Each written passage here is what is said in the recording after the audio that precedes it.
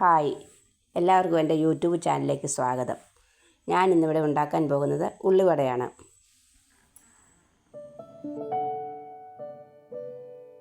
അതിനായി ഞാനിവിടെ 5 medium size സവാള നീളത്തിൽ ചെറുതായി അരിഞ്ഞത്, ചെറിയ കഷ്ണം ഇഞ്ചി ചെറുതായി അരിഞ്ഞത്, പച്ചമുളക് 5 അരിഞ്ഞത്, മുളക് പൊടി 1 സ്പൂൺ, കറിവേപ്പില കുറച്ച്, ഉപ്പ് ആവശ്യത്തിന്.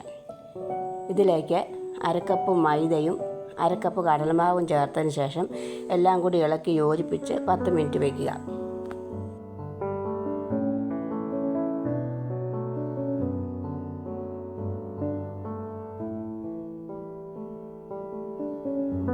അതിനുശേഷം പാനിൽ എണ്ണയൊഴിച്ച് തിളയ്ക്കുമ്പോൾ മാവ് ചെറിയ ഉരുളകളാക്കി കയ്യിൽ വെച്ച് പരത്തി എണ്ണയിലിട്ട് ഇരുവശവും മുരിച്ചെടുക്കുക.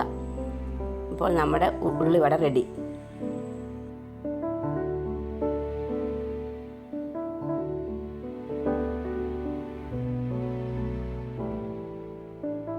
ചാനൽ ഇഷ്ടപ്പെട്ടെങ്കിൽ സബ്സ്ക്രൈബ് ചെയ്യുക, ഷെയർ ചെയ്യുക, ലൈക്ക് ചെയ്യുക. Thank you.